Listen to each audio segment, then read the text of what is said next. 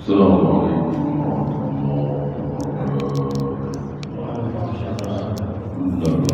لله نحمده ونستعينه ونستغفره ونعوذ بالله من شرور أنفسنا ومن سيئات أعمالنا من يهده الله فلا مضل له ومن يضلل فلا هادي له أشهد أن لا إله إلا الله وحده لا شريك له وأشهد أن محمدا عبده ورسوله وبعد.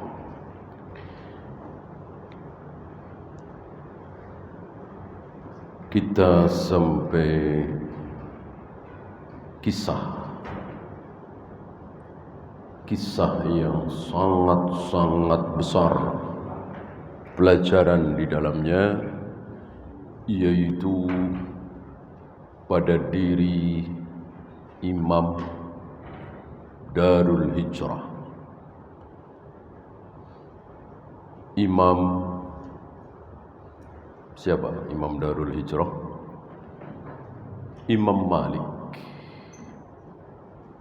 Imamnya Madinah waktu itu, Darul Hijrah, negeri di mana Nabi hijrah meninggalkan kampung halaman beliau, Makkah.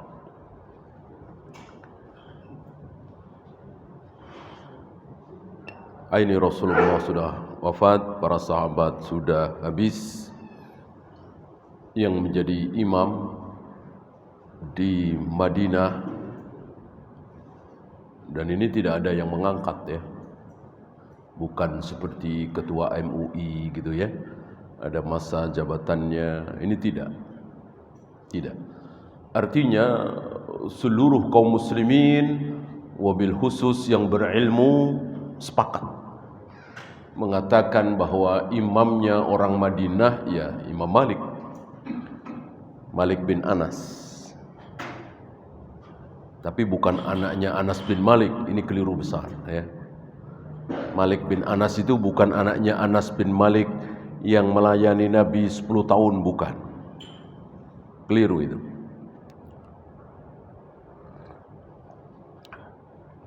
Ada dai kondang yang mengatakan bahwa Imam Malik bin Anas adalah anaknya Anas bin Malik, pelayan Nabi itu, bukan. Ini salah.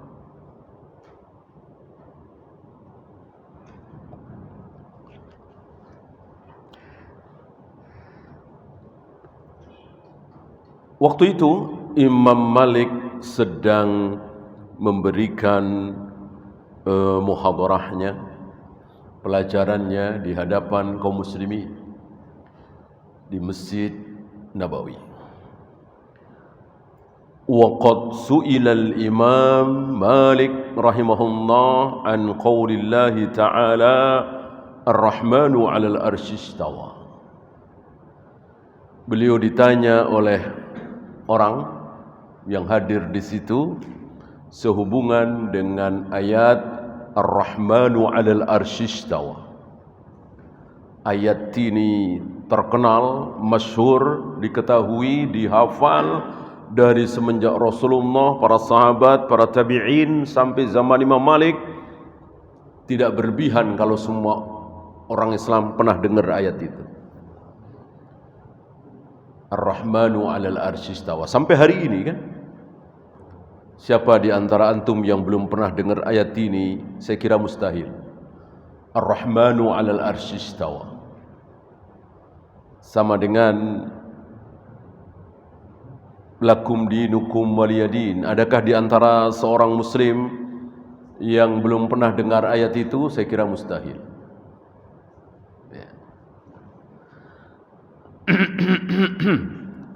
Tapi baru kali itu ada seseorang yang bertanya kepada Imam Malik. Sebelumnya belum pernah ada yang nanya, mau kepada Imam Malik, mau kepada Imam Az-Zuhri, mau kepada Imam Hasan Basri, Tawus, Atha bin Abi Rabbah, dan seterusnya sampai para sahabat. Apa? kaifa al-istiwa. Seperti apa Allah beristiwa itu, seperti apa? Belum pernah ada yang nanya. Itu pertanyaan pertama kali. Berarti pertanyaan bagus apa tidak? Pertanyaan bagus apa tidak? Pertanyaan bagus apa tidak? Tidak. Tidak. Kalau bagus pasti? Kalau bagus pasti? Pasti sudah ditanyakan oleh para sahabat kepada Nabi SAW. Masa iya sih sebuah kebaikan para sahabat luput? Pasti sudah ditanyakan, sudah dibahas. Yang dimaksud wajah Allah itu maksudnya apa ya Rasul? Yang dimaksud Allah turun ke langit dunia setiap sepertiga malam itu maksudnya apa ya Rasul? Allah menghadapkan wajahnya ke wajah orang yang sedang sholat, itu betul seperti itu ya Rasul? Allah menciptakan Adam dengan kedua tangannya, itu betul apa cuma kiasan ya Rasul? Allah menghentakkan telapak kakinya di jahanam sehingga jahanam itu diam, tadinya menggeram terus minta tambahan, itu betul diinjak oleh telapak kaki Allah ya Rasul? Allah nanti menampakkan betisnya, betul-betul kelihatan betis Allah ya Rasul, apa gimana? Enggak ada. Enggak ada. Ya. Antum mau bilang para sahabat ini bodoh-bodoh? Para sahabat ini dungu? Para sahabat ini IQ-nya rendah? Para sahabat tidak kritis? Para sahabat orang-orang cuma bisa bengong, apa kata Nabi dilakukan, enggak kritis. Tentu ucapan ini ucapan kufur. Kaum muslimin yang paling cerdas, yang paling berakal, yang paling pintar, yang paling bijaksana, yang paling bertakwa adalah para sahabat. Setelah para nabi, para rasul alaihi wassalatu wassalam. Buktinya apa?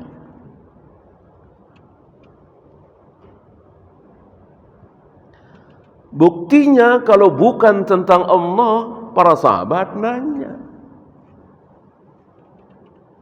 Tadinya baik-baik, ngobrol-ngobrol, ketawa-ketawa.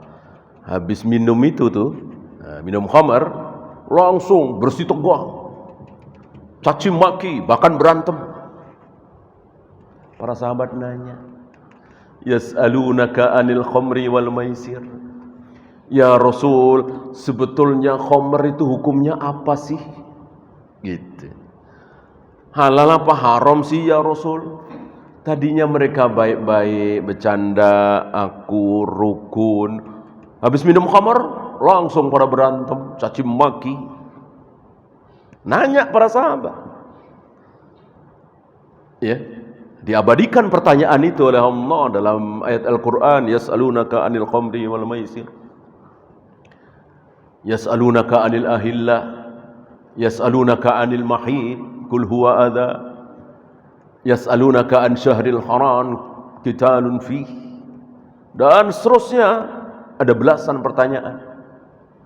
Bertanya tentang bulan haram, bertanya tentang hilal, bertanya tentang darah haid, dan seterusnya banyak. Dan dijawab oleh Nabi SAW membawakan firman Allah. Tapi bertanya tentang wajah Allah, tentang turunnya Allah ke langit dunia setiap sepertiga malam, tentang betis Allah, tentang jari Allah dan seterusnya, enggak ada satupun. Kenapa? Karena para sahabat dijaga oleh Allah supaya tidak bertanya hal yang haram. Haram dan sia-sia, enggak akan terjawab. Jadi mengetahui siapa Allah, sifatnya apa, maunya apa, ada di mana, yang disukai oleh Allah apa, yang dibenci oleh Allah apa, enggak bisa. Enggak mungkin ketemu jawabannya. Kecuali Kecuali? Kecuali Allah sendiri yang ngasih tahu. Aku bersemayam di atas arsy. Aku suka yang ganjil-ganjil. Aku hadapkan wajahku ke wajah orang yang senang salat. Aku turun ke langit dunia setiap sepertiga malam. Aku akan menggulung langit dengan tangan kananku dan seterusnya dan seterusnya. Allah sendiri yang ngasih tahu. Bukan olah pikir manusia. Seperti Sokrates, Aristoteles, Plato, ahli-ahli filsafat itu mikir karena mereka cerdas, jenius. IQ-nya di atas rata-rata, mikir, akhirnya menyimpulkan Tuhan itu begini, Tuhan itu begini, Tuhan itu begini, Tuhan nggak mungkin begini, Tuhan nggak mungkin begini, Tuhan nggak mungkin begini. Ngarang. Tidak ada wahyu sama sekali. Dan pasti salah. Kecuali yang apa istilah kita ini, khobariyah, zatiyah khobariyah, ya. Tuhan pasti hidup, nggak mungkin Tuhan mati. Tuhan pasti melihat, nggak mungkin Tuhan buta. Tuhan pasti mendengar, nggak mungkin Tuhan tuli, nggak mungkin Tuhan tidur ngantuk, ya. Sebatas itu. Ya, saya kira Yahudi, Nasrani, kaum muslimin, bahkan non-muslim yang percaya dengan Tuhan pasti sepakat. Nggak mungkin Tuhan buta, nggak mungkin Tuhan bisu, nggak mungkin Tuhan bodoh, dan seterusnya. Ya. Tapi Tuhan bersemayam di atas arsy, turun ke langit dunia setiap sepertiga malam, membolak-balikkan hati manusia dengan dua jarinya. Mana ada yang tahu? Kalau tidak ada wahyu, kalau tidak ada dalil. Gitu ya. Nah, ini pertanyaan pertama. Dari mulai Nabi menyampaikan ayat ini, Ar-Rahmanu 'alal 'arsy istawa, sampai zaman Imam Malik ketika duduk di majelis itu baru pertama kali ada orang yang nanya, kaifal istiwa? Seperti apa cara Allah bersemayam di atas arsy? Fa'atraqa rahimahullah bi ra'sihi. Langsung Imam Malik menundukkan kepalanya. Enggak langsung menjawab, kepalanya ditundukkan. Kaget. Enggak nyangka ada orang berani-beraninya bertanya tentang Allah. Apa yang Allah tidak sebutkan dalam Al-Quran dan Sunnah? Beliau menundukkan kepalanya. Wa ja'ala yatasabbabu 'irqan min thaqli ma ulqiya 'alaihi, dan berkeringat mau jawab apa? Orang berilmu kalau jawab kan enggak ngarang, maunya jawab pakai ilmu, pakai dalil. Dalil itu, ilmu itu dari Rasulullah SAW. Enggak mungkin ilmu bukan dari Rasulullah. Ini ilmu agama, kecuali teknologi, ilmu dagang, ilmu pertanian. Ini ilmu agama. Enggak mungkin ada ilmu agama kok bukan dari Rasulullah SAW. Ya. Ilmu cara tahlilan, ilmu cara manakiban, ilmu cara muludan. Ilmu bukan itu. Ilmu bukan. Ya jelas bukan. Gimana ilmu? Rasulullah enggak tahu cara tahlilan itu gimana, cara muludan bagaimana, cara manakiban gimana. Rasulullah enggak tahu. Orang beliau tidak pernah mencontohkan sekalipun, begitu juga para sahabat. Ilmu itu yang datang dari Nabi sallallahu alaihi wasallam.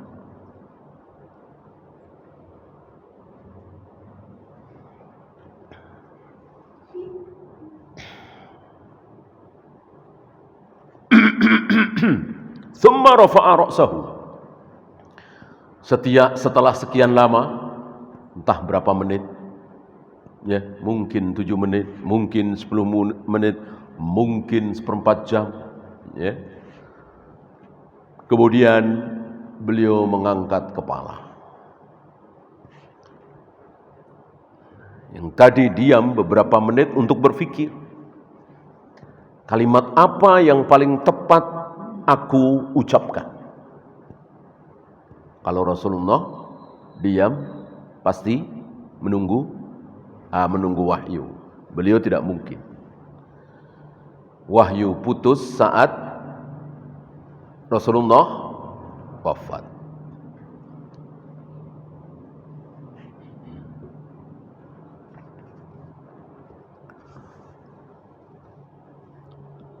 Waqal, setelah sekian lama kemudian beliau mengangkat kepalanya, lalu beliau mengatakan, al-istiwa'u ma'lumun. Jawaban beliau ini jawaban yang ada ilmunya. Tapi bukan menjawab kaifal istiwa. Enggak mungkin terjawab. Orang pertanyaan bodoh, pertanyaan jahil.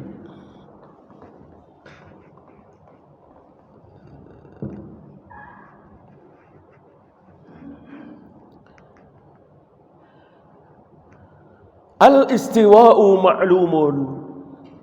Allah bersemayam di atas arsy itu maklum. Apa maklum? Sudah diketahui semua orang. Sudah pada tahu kalau Allah itu bersemayam di atas arsy, itu sudah maklum. Semua orang tahu. Seluruh kaum muslimin tahu. Dari zaman Nabi, Abu Bakar, Umar sampai hari ini semuanya tahu seperti itu. Gitu ya. Bukan majhul, ya. Maksudnya apa sih? Nah, itu majhul, ya. Allah turun ke langit dunia setiap sepertiga. Maksudnya apa sih? Nah, Allah menciptakan Adam dengan kedua tangannya. Maksudnya apa sih? Itu majhul namanya. Ngapain tanya maksud? Ya. Allah menciptakan Adam dengan kedua tangannya. Apa coba yang perlu ditanyakan? Ya. Allah kita tahu, Rabbuna Jalla wa'ala, Tuhan kita menciptakan, kita tahu. Tangan kita tahu. Dua itu bilangan kita tahu. Apanya yang akan ditanyakan? Sudah jelas terang benderang. Allah menciptakan Adam dengan kedua tangannya. Itu maklum namanya, bukan majhul. Ya. Diketahui, dimaklum gitu. Ya.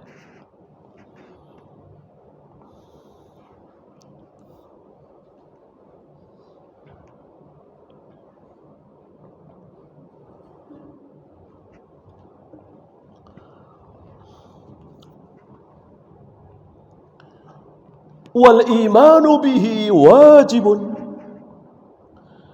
Dan beriman meyakini bahwa Allah bersemayam di atas arsy adalah wajib.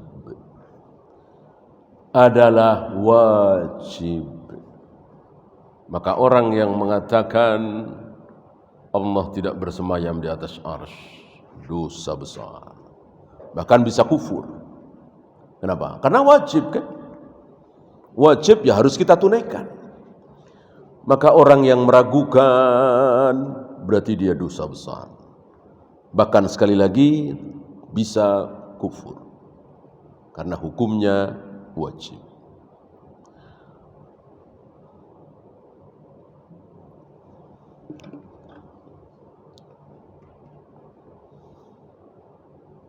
Wal kaifiyatu majhulun.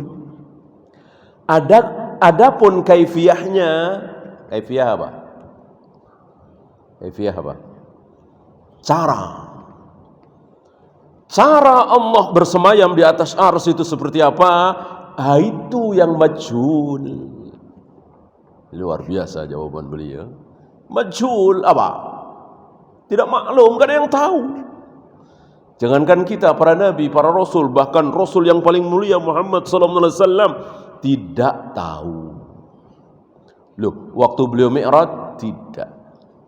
Antara beliau dengan Allah terhalang. Allah tidak izinkan beliau melihat Allah. Hanya mendengar suaranya. Allah berkata, didengar oleh Nabi sallallahu alaihi wasallam persis seperti Nabi Musa alaihi salatu wassalam. Allah berbicara, Nabi Musa yang dengar. Bukan Nabi Musa yang bicara, Allah yang dengar. Kalau itu enggak usah Nabi Musa, saya bisa, antum bisa. Ya, antum bisa berbicara dengan Allah? Ya bisa, tiap hari kita berbicara. Ya Allah, sakit sekali ya Allah. Ya Allah, tolonglah saya ya Allah. Ya Allah, kabulkan keinginan saya. Allah kan berbicara. Berdoa itu kan berbicara. Ya. Maka orang yang mengatakan Nabi Musa itu kalamullah karena berbicara dengan Allah, keliru, salah. Yang benar Allah yang berbicara, Nabi Musa yang mendengarkan.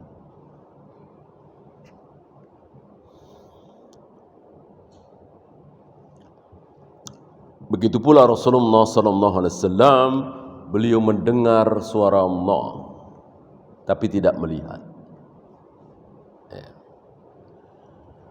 Maka bagaimana ada orang mau bertanya kaifal istiwa? Bagaimana cara Allah bersemayam di atas arsy? Orang Nabi aja enggak tahu. Ya.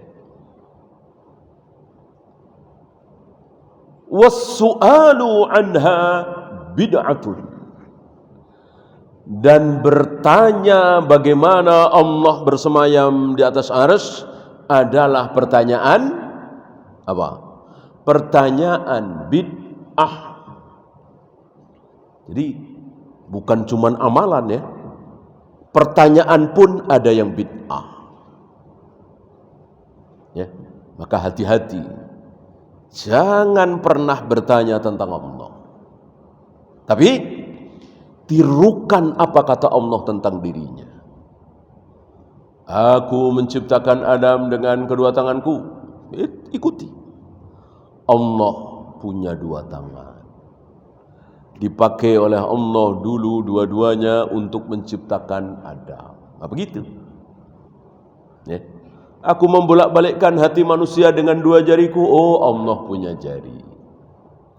Dipakai oleh Allah untuk membolak-balikkan hati anak Adam. Kita tirukan saja.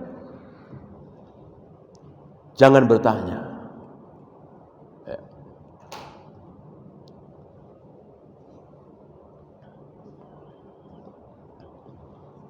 Kecuali yang merasa tidak tahu ada dalilnya.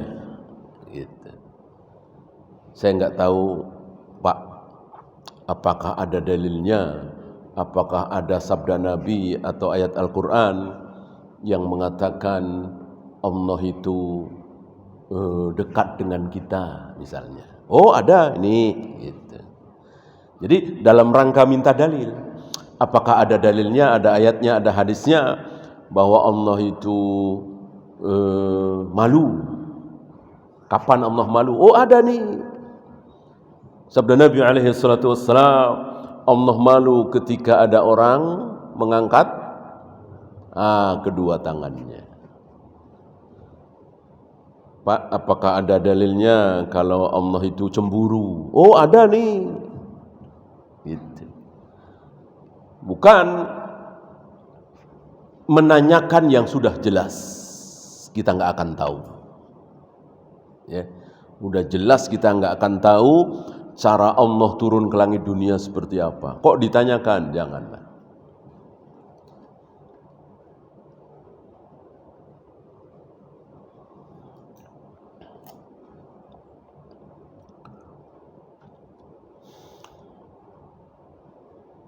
Lalu fa umira bihi fa ukhrija minal masjid. Sebelumnya beliau mengatakan ma araka illa mubtadi'an. Menurutku engkau adalah mubtadi'. Tahu mubtadi'? Mubtadi' tahu? Kalau bahasa kita ahli bid'ah. Ahli bid'ah. Bukan sekedar pelaku bid'ah ya. Beda antara pelaku bid'ah dengan ahli bid'ah.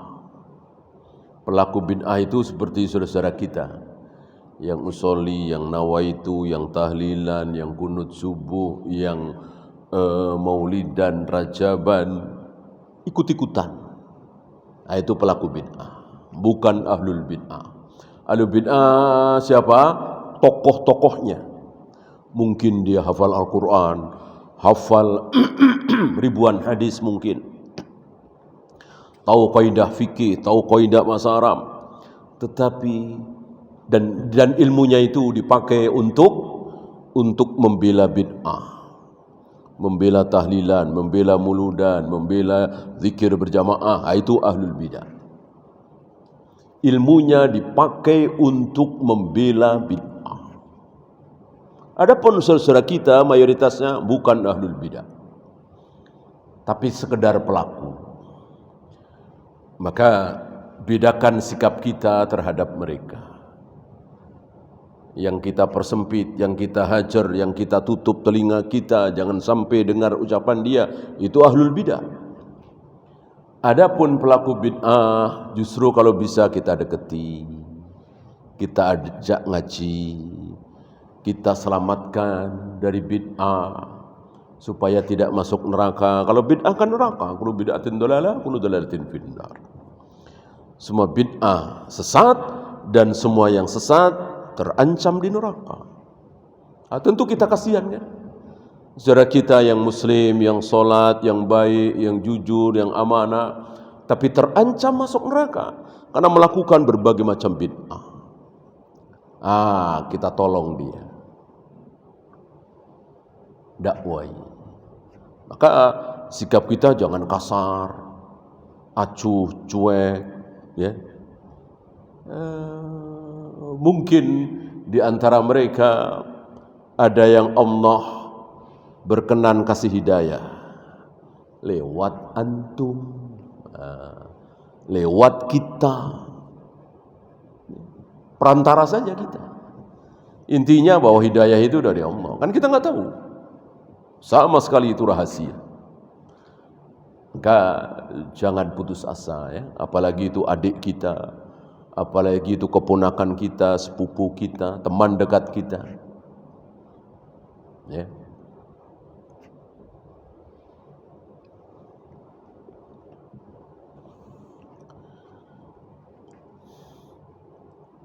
Turidu an tufsida 'alan nasi dinahum. Engkau ingin merusak agama orang-orang itu. Kan pasti namanya orang bertanya sesuatu didengar yang lain. Orang kan cenderung ikut-ikutan. Orang itu cenderung ikut-ikutan. Lihat aja, ya bisa ngikut baik, bisa ngikut buruk. Lihat aja sekarang khotib-khotib Jumat di mana-mana, ya, yang bukan salaf ya, itu sudah banyak yang mengawali dengan innal hamdalillah nahmaduhu wa nasta'inuhu dan seterusnya. Ikut-ikutan kaum salaf, ya, karena di sini nggak nyerang siapa-siapa ya diikuti, gitu ya.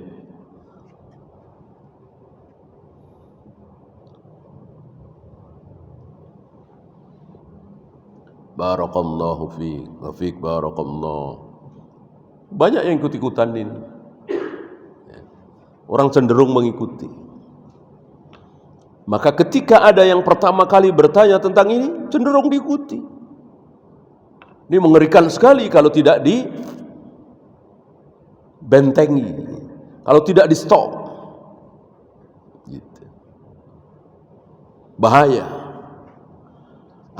Biar enggak bahaya, thumma umira bihi fa ukhrija minal masjid.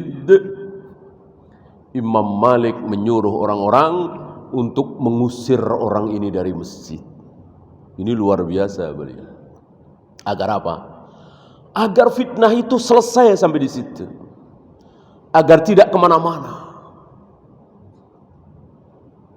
Dan beliau melakukan seperti itu, tidak ada fitnah.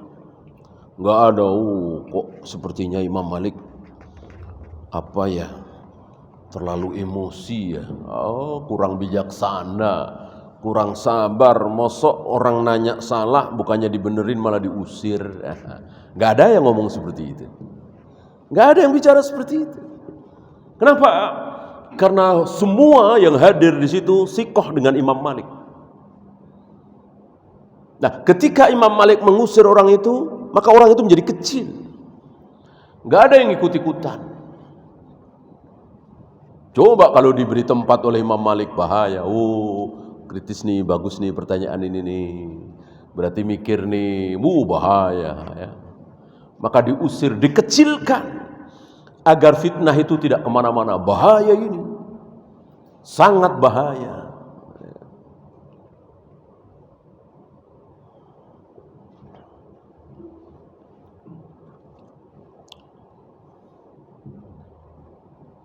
Walam yakul, dan Imam Malik tidak mengatakan wallahi la astati'u ikhrajahu ahsya'an adkhula fi qawlihi ta'ala. Aku enggak bisa, aku enggak berani mengusir dia, takut aku masuk ke dalam Al-Baqarah 114. Apa Al-Baqarah 114? Wa man azlamu mimman mana'a masajidallah ayyudhkara fiha ismuhu. Siapa yang lebih zalim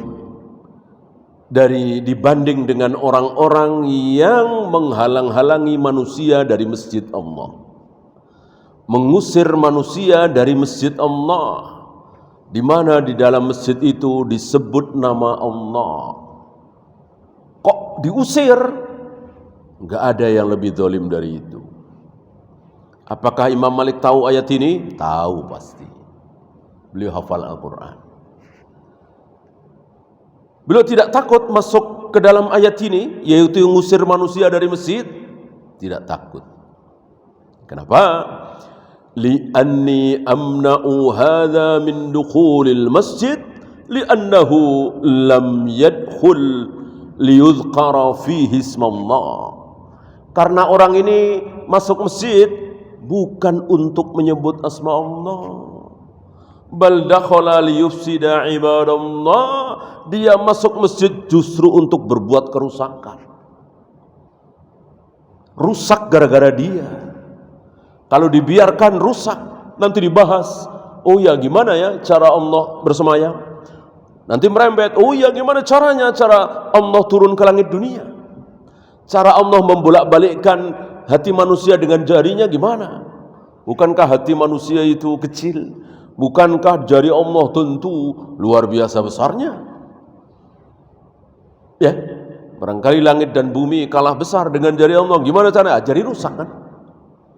Dipermainkan seperti itu agama. Padahal ini gaib tentang Allah. Ya. Lalu beliau mengkiaskan dengan kias mafhum muwafaqah. Jangankan merusak agama, jangankan bikin onar dalam agama, jangankan bikin kesesatan, makan bawang saja dilarang masuk masjid. Ya. Fa idza kana alladhi ya'kulu ath-thawma wal wasala yumna'u min dukhulil masjid. Kalau yang makan bawang, mungkin di kita makan pete, jengkol, ngerokok ya, dilarang masuk masjid. Nabi langsung yang melarang. Kalian yang habis makan bawang jangan masuk masjid. Ya. Hanya berselisih para ulama larangan ini sampai kepada haram apa tidak. Dohirnya haram ya, jangan ya. Artinya kita masuk masjid itu jangan mengganggu yang lain dan mengganggu malaikat. Malaikat akan terganggu oleh apa? Oleh bau yang tidak sedap. Ya.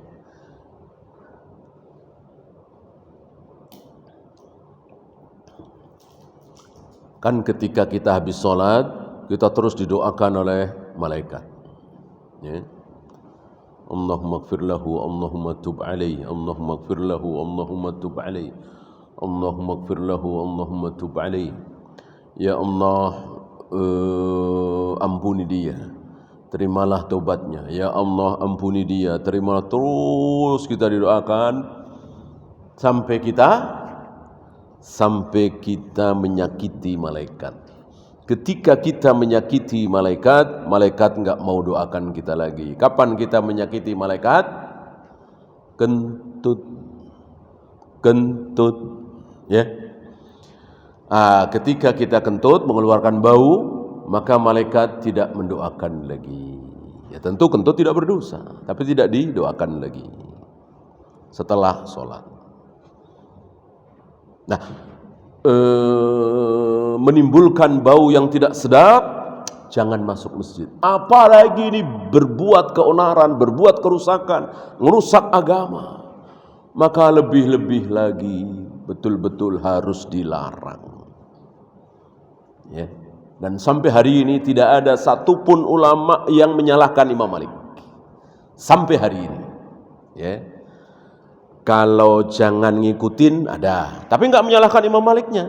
Cuman beliau, kalau tidak salah saya Ali Hasan waktu itu ya, beliau menasihati jika antum memberikan, kan waktu itu beliau berbicara di depan para ustadz Indonesia ya. Kalau antum di pengajian muhadarah ada yang bertanya seperti Imam Malik, jangan mengikuti Imam Malik. Ya. Diusir. Kenapa? Satu, antum dan saya tidak mungkin selevel Imam Malik. Pertama. Kedua, masyarakat kita sekarang beda dengan masyarakat di zaman Imam Malik. Ya. Dan si penanya itu insya Allah tidak sama persis dengan penanya di zaman Imam Malik. Ya. Seandainya di antara kita ada yang ilmunya persis seperti Imam Malik, masyarakat kita sama dengan masyarakat di zaman Imam Malik, maka bolehlah. Gitu. Coba kalau seandainya di sini ada yang bertanya, ya Ustaz, bagaimana cara Allah bersemayam di atas arsy? Saya usir. Ya, Ustaz apaan itu? Nah, pasti kan begitu. Ustaz apaan? Bukannya dijawab malah diusir. Ya, enggak berakhlak, enggak beradab. Maka jangan samakan. Walaupun jelas Imam Malik enggak salah, tapi kita mengikuti beliau salah. Karena kita bukan beliau, masyarakat kita beda dengan masyarakat beliau. Ini namanya istilahnya fiqhud dakwah. Fikih dakwah. Jadi dakwah itu ada fikihnya, ada ilmunya, enggak asal-asalan. Ya. Jangan kecuali Rasulullah SAW yang memang diikuti oleh para sahabat, ya. Kan enggak mungkin Rasul dan para sahabat kita tiru, kok kita salah? Kan enggak mungkin. Kalau seorang imam, mungkin. Sangat mungkin. Oleh karena itu jangan gegabah. Ya. Jadi dakwah itu ada fikihnya, ada ilmunya.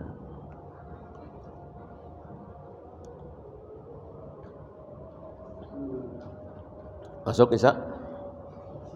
Silakan azan dulu.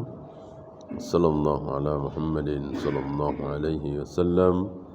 Wa akhiru da'wana alhamdulillahi rabbil alamin.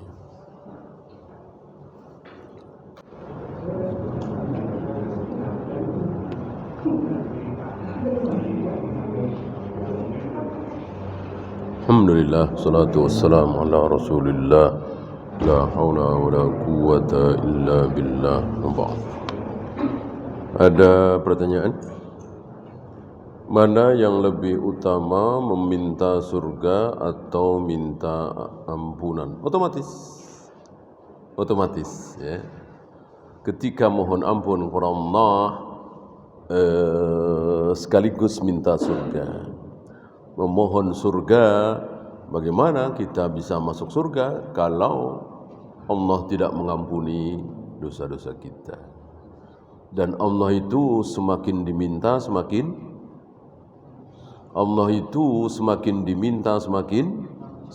senang. Allah marah kepada orang yang tidak pernah berdoa. Dikit-dikit minta, bentar-bentar minta, bentar-bentar berdoa, minta kepada Allah senang. Dan Allah lebih senang kalau kita minta kepada Allah yang besar-besar. Jadi semakin kita minta yang besar, Allah semakin senang. Apa yang besar? Apalagi kalau bukan surga.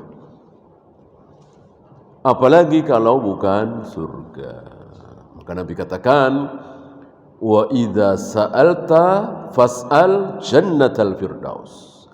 Jika engkau minta kepada Allah, maka mintalah surga Firdaus.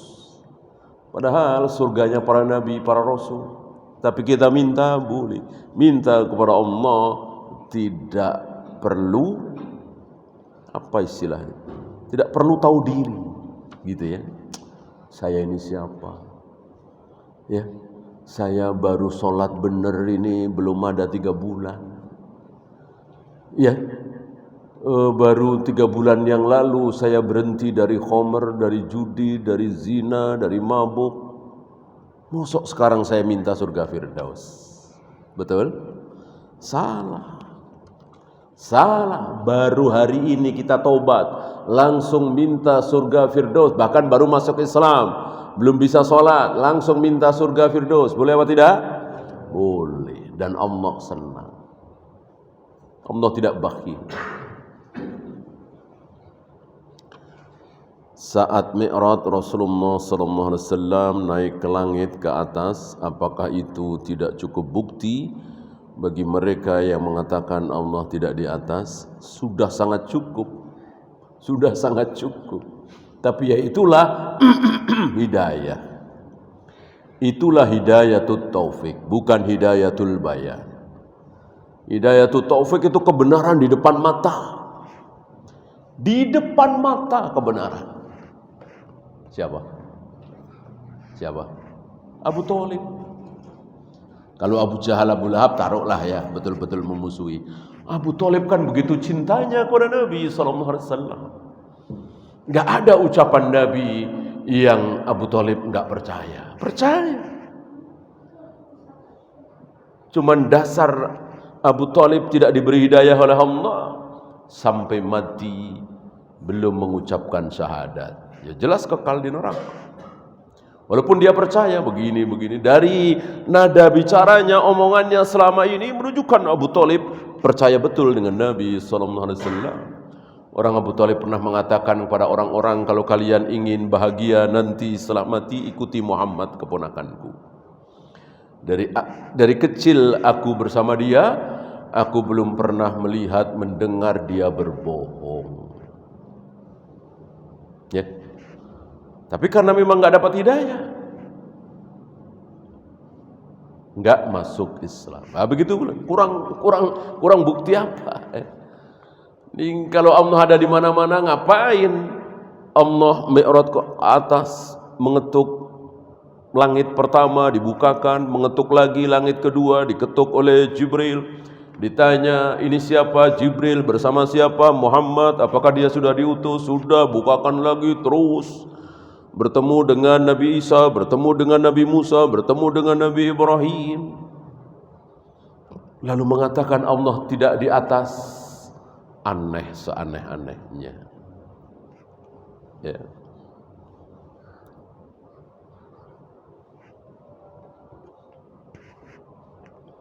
Kalau 40 emas, 40 gram mungkin ya. 40 gram emas apakah sudah harus dikeluarkan zakat? Belum, 80 kan? 80 sekian. Kecuali emas ya, kecuali perak ya. Atau uang. Taruhlah 40 gram emas ini misalnya 13 juta ya. Tapi berupa uang, sudah kena insya Allah sudah. Kenapa? Karena uang sekarang ini bisa dikiaskan ke emas, bisa dikiaskan ke perak. Gitu. Kenapa ke emas? Kenapa ke perak? Enggak ada jawabannya. Maka lebih aman ke perak. Kalau perak kan sudah. Saya kira di bawah 10 juta, mungkin 8 juta, 7 juta sudah kena. Kalau dikurskan ke perak. Kan di zaman Nabi itu uang alat tukar itu apa sih? Ada dua. Kalau enggak emas, perak. Kalau enggak dinar, dirham. Uang kertas belum ada kan? Adanya kalau enggak dinar, dirham. Kalau enggak emas, perak. Nah, berarti orang sekarang kita ini punya uang kertas atau tabungan di bank, itu emas apa perak? Nggak tahu jawabannya. Bisa emas, bisa perak. Kenapa ke emas? Kalau emas tentu lebih besar. Kalau perak, walaupun di bawah 10 juta, insya Allah sudah wajib mengeluarkan zakat.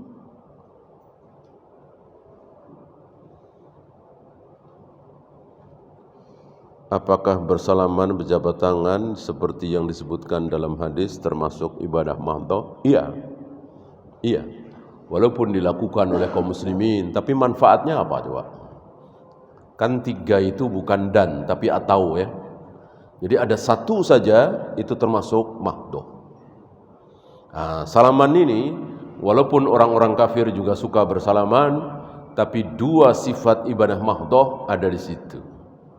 Akal kita nggak bisa cerna, kenapa bersalaman? Nggak tahu kan salaman kan?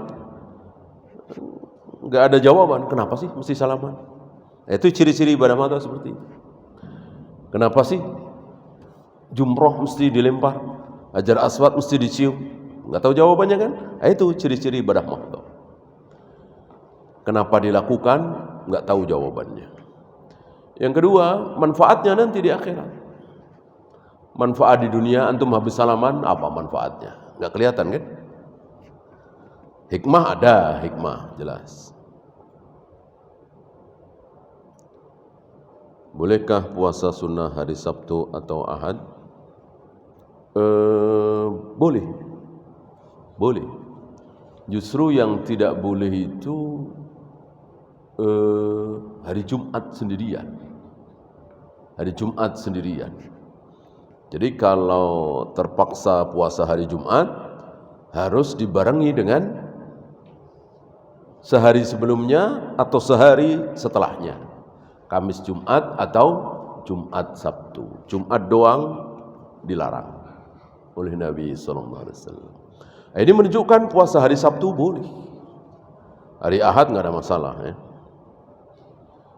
Jarak tempuh berapa kilometer atau berapa jam dikatakan safar? Enggak ada ya. Enggak ada jawaban dari dalil. Yang ada secara urf.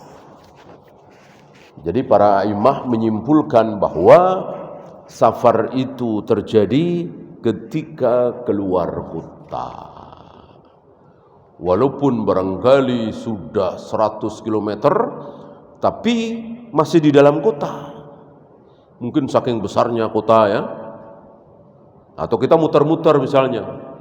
Dari Bekasi, Celilitan, Condet, Hayam Buruk, kalau sales itu mungkin bisa 120 km. Apakah safar? Tidak. Tidak. Sebaliknya mungkin